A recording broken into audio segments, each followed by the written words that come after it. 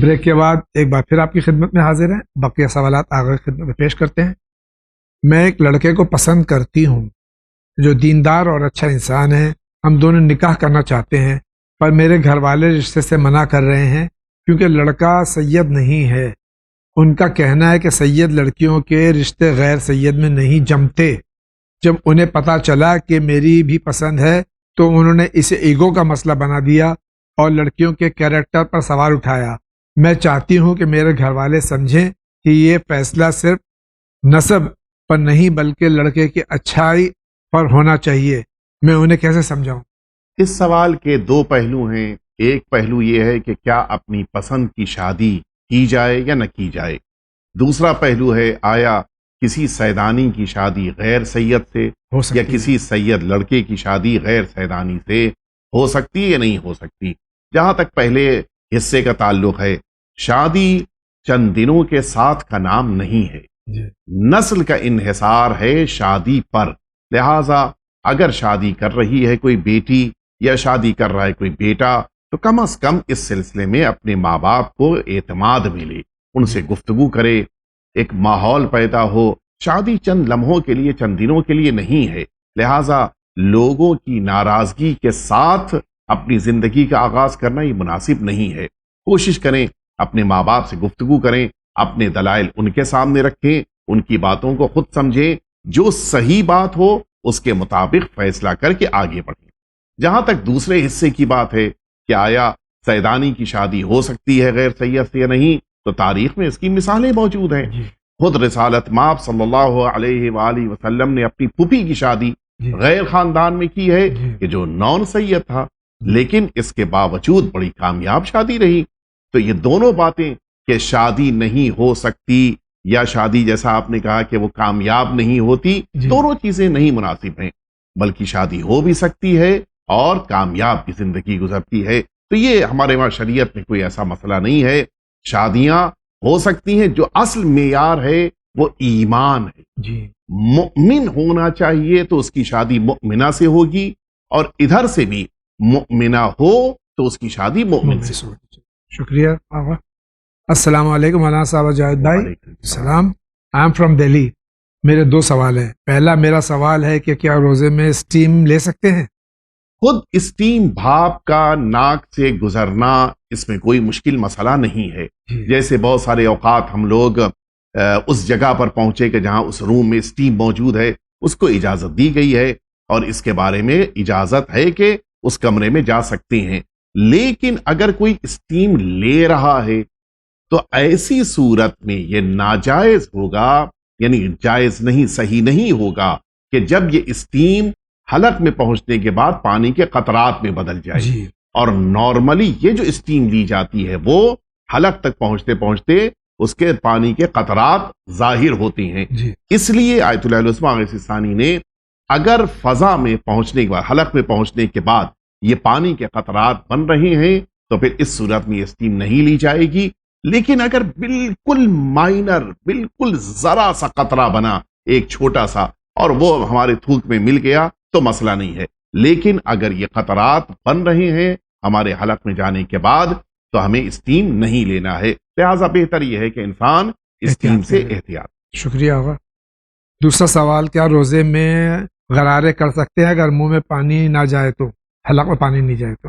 اگر ہم کو اطمینان ہے کہ حلق تک نہیں جائے گا تو کر سکتے ہیں، لیکن غرارہ کہتے ہی اس کو ہیں کہ حلق جس تک میں جائے۔ حلق تک پانی جاتا ہے۔ ہاں جی اگر منہ کے فضا میں، اس ایٹماسفیئر میں رہے پانی تو وہ کلی کہلاتا ہے۔ جی تو کلی کرنا جائز ہے، اس میں کوئی آغاز میں ایک مسئلہ اور بیان کر دیجیے ماہ سیام ہے کہ اگر بغیر وضو کے ہم کلی کر رہے ہیں اور اتفاقاً پانی حلق میں چلا جائے تو کیا اس کے لیے قضا و کفارہ دونوں ہیں؟ اسی لیے ہمارے وہاں مکروہ ہے کہ انسان بار بار جا کے کلی کرے، وضو کے علاوہ جان بوجھ کے کلی کرتے رہنا یہ مکروہ ہے۔ جی کیوں؟ اس لیے کہ اس کی بنا پہ کبھی کبھی یہ اندر جانے کا خطرہ رہتا ہے۔ لہٰذا اگر اندر چلا گیا تو اس دن پھر آپ کو امساک کرنا پڑے گا، بعد میں قضا ہے۔ لیکن اگر یہ آپ صرف کلی کر رہے ہیں اور پانی کو تھوک رہے ہیں، باہر نکال دے رہے ہیں، تب بھی اس کو مکروہ قرار۔ شکریہ آغا۔ السلام علیکم۔ وعلیکم السلام۔ ایک مسئلہ بتائیے کہ ماہ رمضان کے قضا روزے کا فدیہ اور قضا روزہ ادا کرنا واجب ہے. مینز ایک پریگننٹ خاتون کا اس رمضان المبارک میں روزہ قضا ہوا اور وہ 1 سال کے اندر اس روزے کی قضا کر دے تو کیا پھر بھی فدیہ ادا کرنا ہوگا؟ بڑا تفصیلی ہے اور مجھے یاد ہے کہ اسی پروگرام میں پوری تفصیل میں بیان کر چکا ہوں، جی. لہٰذا اس تفصیل پر نہیں جاؤں گا. لیکن ہاں، یہ جو پریگننٹ خاتون کی بات ہے، اگر اس کی پریگننسی اب بالکل قریب ہے ڈیلیوری کے، یعنی 9واں مہینہ گویا ہے مثلا یا 8واں مہینہ آخر میں ہے، بالکل اگر پریگننسی بالکل ڈیلیوری کے قریب ہے اور ایسی صورت میں اس کے یہ بچے کے لیے نقصان کا سبب ہے تو اس خاتون کو روزہ نہیں رکھنا ہے، ایک بات.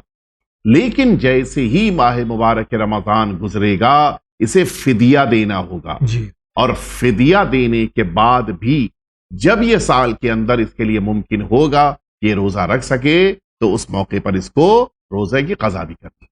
اور اگر 1 سال جیسے آپ نے کہا 11 مہینے جو ہیں اس میں بچوں کو شیر دودھ پلا رہی ہے جی تو اور بچوں کو نقصان ہونے والا ہے، اس موقع پر اب یہ روزہ نہیں رکھے گی. جی. تو اب اس کو انتظار کرنا ہے اگلے سال ماہ رمضان کے گزر جانے کے بعد کا، جی. پھر اس موقع پر اس کو قضا کرنا.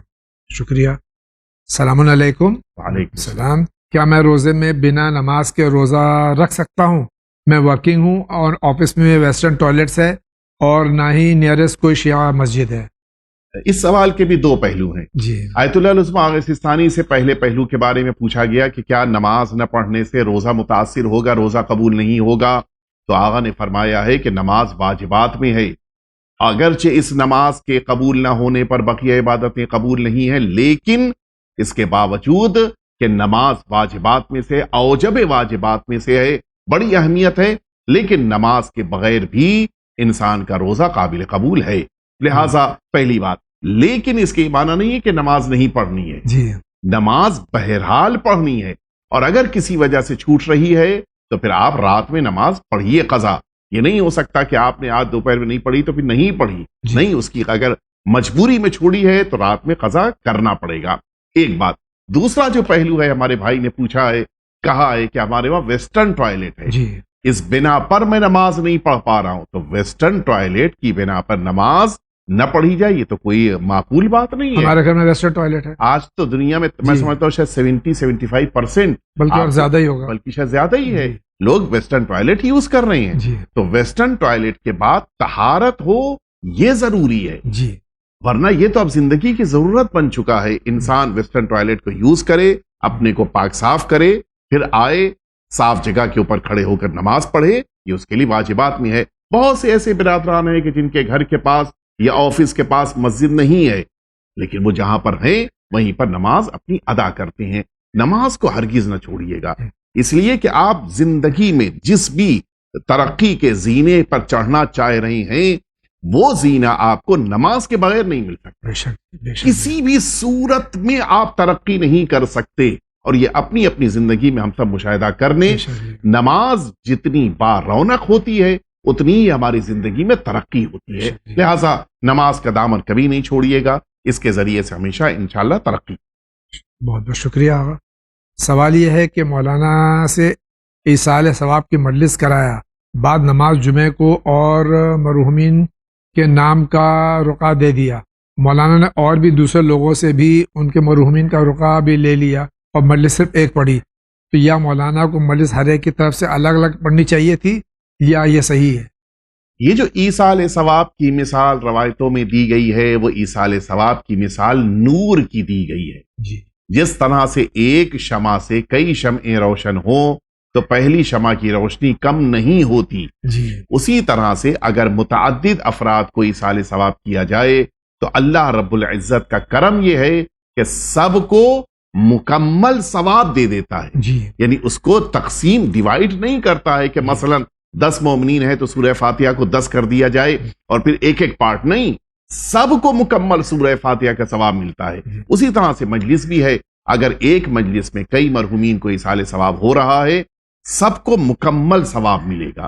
اور یہ الحمدللہ آج بہت سے علاقوں میں یہ طریقہ کار شروع ہوا ہے جو بہت اچھا ہے.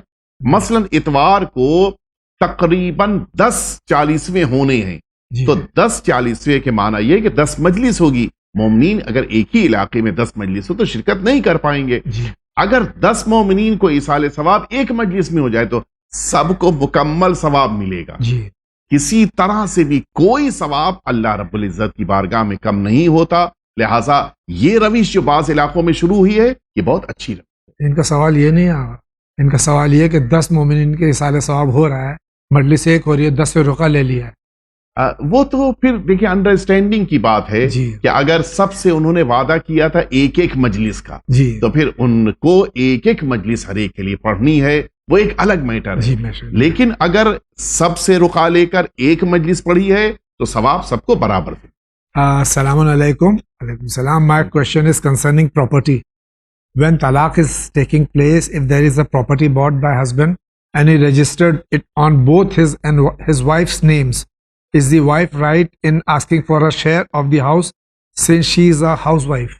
میں اپنے برادر سے گزارش کروں گا کہ سورہ بقرہ آیت نمبر 229 جی ضرور بتا لیا. جی بالکل واضح لفظوں میں اللہ نے یہاں پر حکم دیا ہے جی اور اس کے مطابق زندگی گزاری. اللہ رب العزت فرماتے کہ الطلاق مرتان، 2 ہی دفعہ طلاق. جی. ظاہر ہے کہ انسان 2 سے زیادہ پھر وہ نئے مراحل شروع ہوتے ہیں. فَإِمْسَاكُمْ بِمَعْرُوف، یا تو اس کو اب روک لو یعنی اپنے گھر میں عزت کے ساتھ جگہ دو، او تسریحم بِإِحْسان، یا طلاق دے کے آزاد کرو لیکن نیکیوں کے ساتھ. لڑائی جھگڑا ایک دوسرے کی برائی نہیں. اب جب جدا ہو رہے ہیں تو اچھائیوں کے ساتھ. وہاں پر جو جملہ ہے بڑا قیمتی ہے، وَلَا يَحِلُّ لَكُمْ أَن تَأْخُذُوا مِمَّا آتَيْتُمُوهُنَّ شَيْئًا، تم نے جو بھی اپنی اہلیہ کو زوجیت کے درمیان ان دنوں میں دیا ہے واپس نہ لو. اس کو کیوں واپس لے رہے ہیں؟ اس کو دیا ہے، اس نے بھی بہت سی چیزیں دیں اور آپ نے بھی اس کو بہت سی چیزیں دیں. واپس لین دین یہ اچھی بات نہیں ہے. قرآن کی اس آیت شریفہ میں صاف طور پہ منع کیا گیا ہے. لہٰذا انسان کو اس آیت شریفہ کو پڑھنا چاہیے. البتہ الا ان یخاف اللہ یقیم حدود اللہ، وہ ایک الگ بحث ہے کہ اللہ کے نظام میں کہیں ایسا نہ ہو کہ دے دینے کی بنا پہ برائیاں خرابیاں گناہ پیدا ہوں، وہ ایک الگ بحث ہے. لیکن جو چیزیں آپ نے اس کی زوجیت کے دوران اس کو دی ہیں ان کو اب واپس نہ لیں، یہ حکم قرآن. شکریہ آقا. السلام علیکم. وعلیکم السلام. شیخ ارشیا اعظم حیدری، عمرہ اگر رمضان کے مہینے کا ہے تو روزے کا کیا حکم ہے؟ گودرا پنچ محل گجرات سے سوال ہے. آیت اللہ العظمیٰ غیث ثانی نے ماہ مبارک رمضان میں روزوں کو چھوڑ کر حج یا عمرے یا ضرورت کے لیے سفر کرنے کی اجازت دی ہے. اس میں کوئی مشکل مسئلہ نہیں ہے.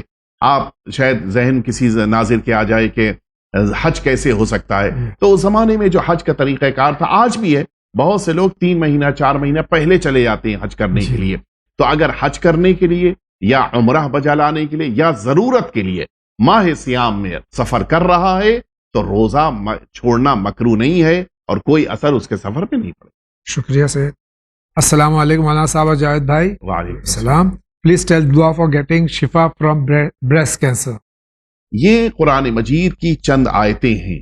سورہ یونس آیت نمبر 57، سورہ توبہ آیت نمبر 14، سورہ نحل آیت نمبر 69، شعراء آیت نمبر 80، فصلت آیت نمبر 44، اسراء آیت نمبر 82.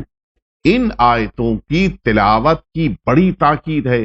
البتہ روایتوں میں کینسر وارد نہیں ہوا ہے، لیکن ان آیتوں کی تلاوت کی بنا پہ سب سے بڑی جو بیماری ہو انسان کی وہ بھی ان آیتوں کی بنا پر دور ہو جاتی ہے. لہٰذا ان آیتوں کی تلاوت مریض بھی کرے اور اس کے اطراف میں موجود اگر والدہ موجود ہوں وہ ضرور تلاوت کریں. اگر بیٹی یا زوجہ موجود ہو وہ ضرور تلاوت کریں. انشاءاللہ پروردگار عالم شفا عطا فرمائے. بہت بہت شکریہ. السلام علیکم. وعلیکم السلام. میرا یہ سوال ہے، کیا ہم اپنے گھر میں بلی پال سکتے ہیں؟ کسی معصوم کی سینگز ہے کہ بلی پال سکتے ہیں بول کے، تو رہنمائی فرمائیے. مرزا ذیشان حیدرآباد سے بول رہے ہیں. آیت اللہ العظمیٰ غیث ثانی نے گھر میں بلی پالنے اور رکھنے کو جائز قرار دیا ہے. اور جہاں تک اس بات کا سوال ہے کہ آیا بال اگر کپڑوں پہ آ جائے تو 1-2 بال اگر کپڑوں پہ آ جائیں تو ایسی صورت میں انسان کی نماز صحیح ہے، کوئی اثر نہیں پڑے جب تک کہ زیادہ بال اس بلی کے ہمارے کپڑوں پہ نہ آ جائیں، ورنہ خود بلی کا رکھنا اور پالنا ہمارے لیے صحیح ہے. شکریہ. السلام علیکم جاوید بھائی مولانا صاحب. وعلیکم السلام. میں دہلی میں رہتی ہوں. ہمارے گھر میں میرا دیور بھی ساتھ میں رہتا ہے. وہ نماز نہیں پڑھتا اور نہ ہی رمضان المبارک کے روزے رکھ رہا ہے. میرے ہسبینڈ اسے کچھ بھی بولتے ہیں اور نماز روزے کے بارے میں نہیں بولتے. کیا مجھے اس بارے میں بولنا چاہیے یا یہ میرا کنسرن نہیں ہونا چاہیے؟ میں نے اپنے ہسبینڈ سے اس بارے میں ذکر کیا تھا لیکن انہوں نے کہا کہ رہنے دو اسے اپنے حال پر، کیونکہ ہم کچھ بولیں گے تو امی یعنی میری ساس غصہ ہو جائیں گی. مجھے کیا کرنا چاہیے؟ دیکھیے، امر بالمعروف اور نہی عن المنکر کے لیے اپنے شرائط ہیں، اور وہ شرائط اگر مکمل ہو رہے ہوں تو اس صورت میں انسان کو امر بالمعروف اور نہی عن المنکر کرنا ہے. اگر وہ شخص کہ جس کی آپ ہدایت کرنے کے لیے پوچھ رہی ہیں، اگر وہ آپ کی بات سننے والا ہے، آپ کی بات کو سن کر اس پہ عمل کرنے والا ہے، تو آپ کی ذمہ داری ہے کہ اس کو سمجھائیں.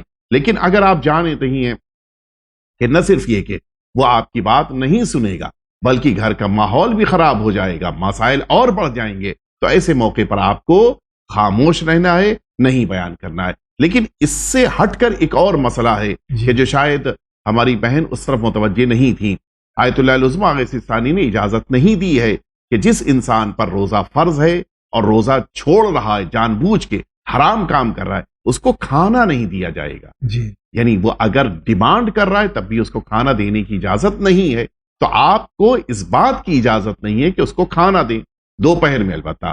تو آپ مثلا مثال کے طور کے اوپر کھانا نہ دیں، لیکن یہ کہ کھانا رکھا ہوا ہے وہ نکال کے خود کھا رہا ہے تو کوئی مسئلہ اس صورت میں بھی آپ کے لیے نہیں نہیں ہے. ہے. ہمارے لیے یعنی اس خاتون کے لیے کوئی مسئلہ نہیں ہے. جی.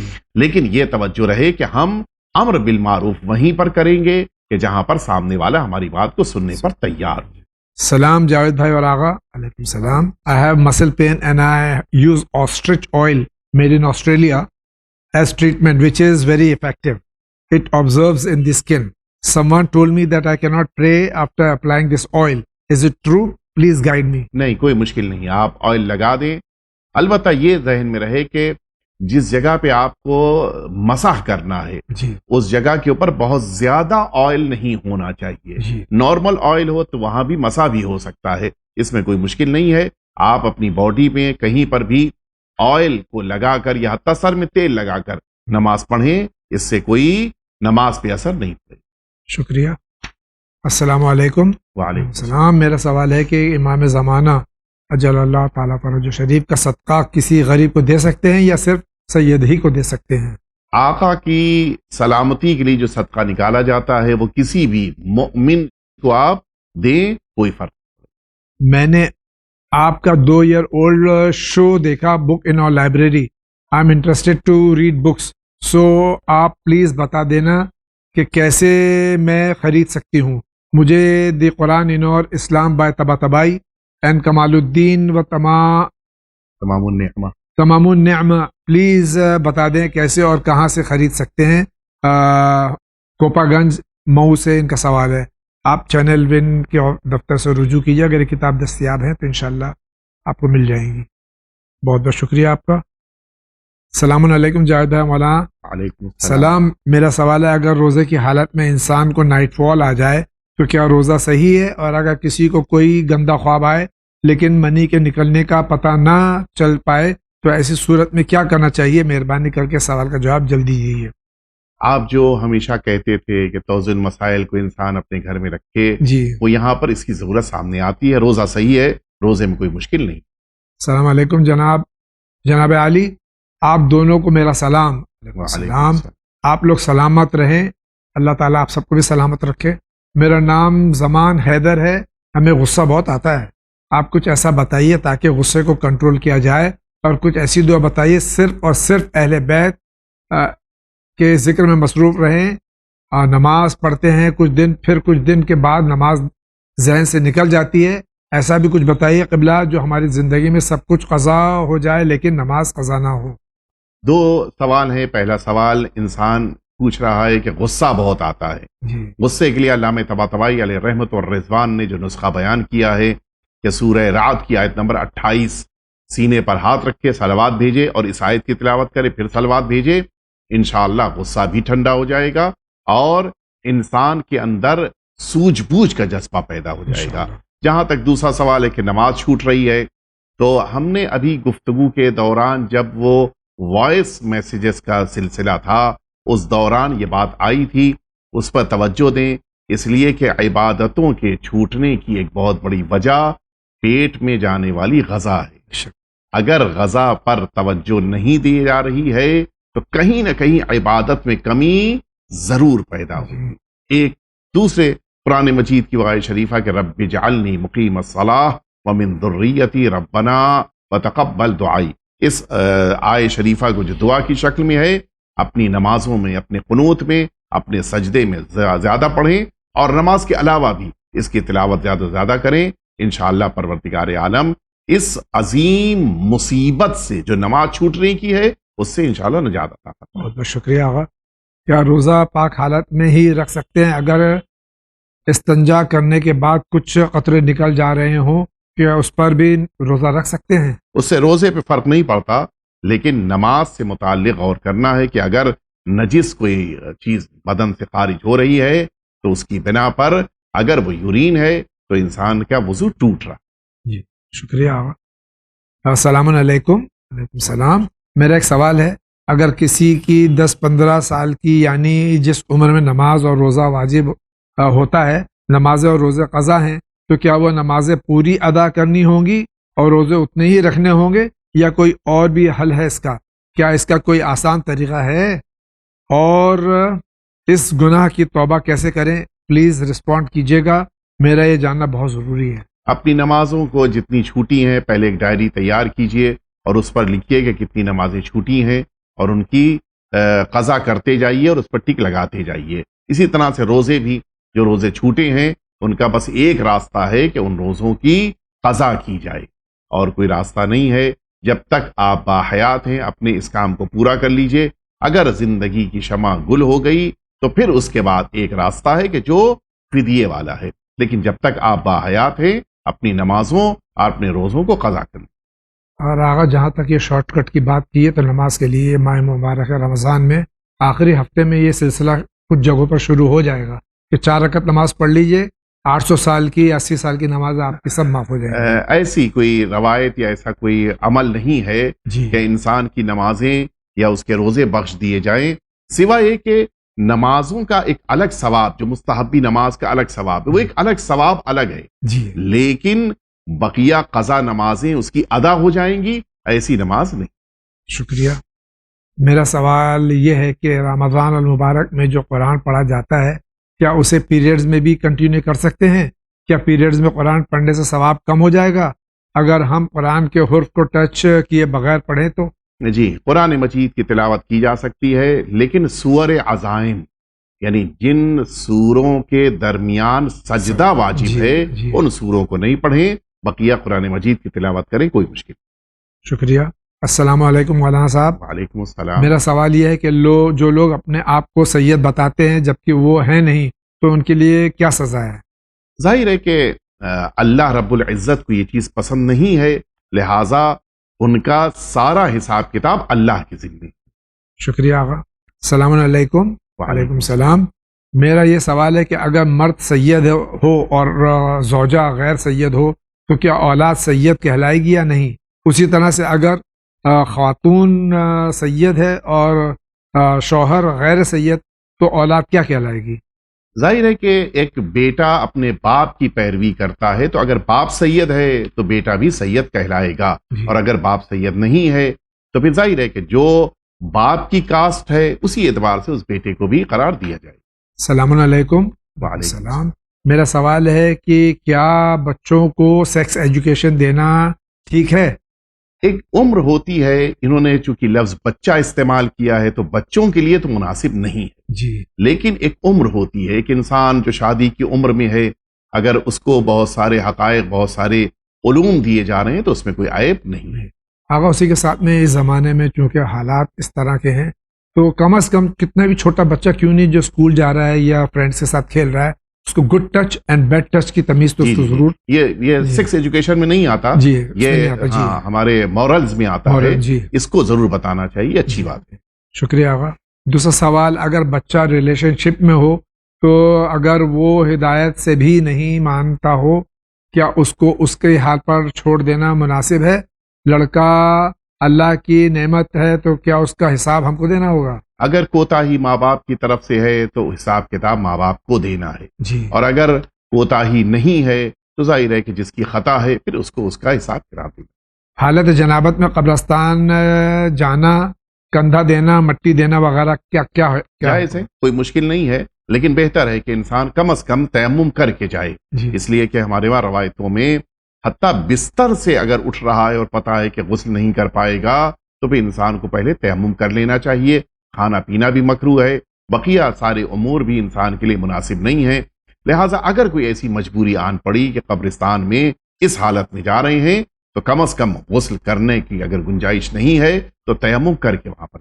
شکریہ آقا۔ السلام علیکم۔ وعلیکم السلام۔ ہمارا سوال یہ ہے کہ کیا لڑکیوں کو جمعرات کے دن اور عورتوں کو جمعے کے دن نہیں نہانا چاہیے؟ اس میں کیا صحیح ہے؟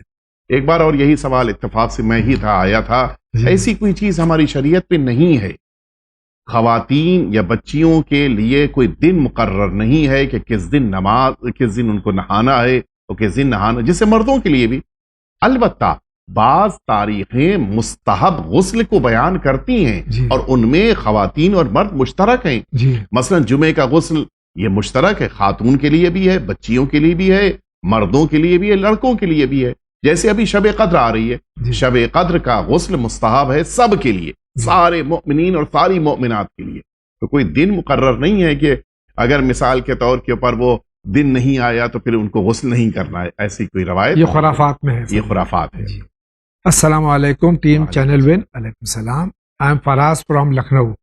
میرا سوال یہ ہے کہ کیا وضو کرنے کے بعد مستحب غسل کر کے ڈائریکٹ نماز پڑھ سکتے ہیں؟ ہاں، جو وضو پہلے کیا ہے وہ بعد کے غسل کی بنا پر باطل نہیں ہوتا، تو اگر غسل سے پہلے وضو کر لیا ہے لیکن وہ غسل واجب نہیں ہے، جی، اگر غسل مستحبی بعد میں کر رہے ہیں تو اس سے جو گزشتہ وضو کیا تھا وہ باطل نہیں۔ شکریہ آغا۔ السلام علیکم آغا، کیا آپ بتائیں گے زیارت عاشورہ کے وہ 2 رکعت نماز کس نیت سے پڑھنی ہے؟ کیونکہ میں زیارت عاشورہ کافی ٹائم سے پڑھ رہا ہوں، بٹ نماز کے بارے میں پتہ کرنا ہے۔ نماز زیارت عاشورہ پڑھتا ہوں یا پڑھتی ہوں قربتاً الی اللہ، اس نیت کے ساتھ اس نماز کو پڑھیے، نماز مکمل کیجئے اور پھر سرکار سید الشہداء صلوات اللہ وسلام علیہ کی خدمت میں اس کو ہدیہ کریں۔ شکریہ آغا۔ کوشچن، ہمیں یہ معلوم ہے کہ پیریڈ میں قرآن پڑھ سکتے ہیں اس کے حرف کو چھوئے بغیر، کیا ہم صحیح کر رہے ہیں؟ بالکل، اس میں کوئی مشکل نہیں ہے، قرآن مجید کے حروف کو اور آیتوں کو نہیں چھوئیں اور پھر اس حالت میں بھی قرآن مجید کی تلاوت کریں۔ اللہ رب العزت ہم سبھی کو اس عظیم الشان مہینے میں اپنی عبادتیں کرنے اور قرآن مجید کی تلاوت کرنے کی توفیق عطا فرمائے۔ الہی آمین۔ آغا آپ کا بہت بہت شکریہ، تشریف لائے، سوالات کے جوابات دیے۔ ناظرین کرام، اسی کے ساتھ آج کے اس ایپیسوڈ کا وقت ختم ہوا چاہتا ہے۔ انشاءاللہ زندگی باقی رہی تو پھر آپ سے ملاقات ہوگی، تب تک کے لیے اجازت دیجیے۔ وآخر دعوانا ان الحمد للہ رب العالمین۔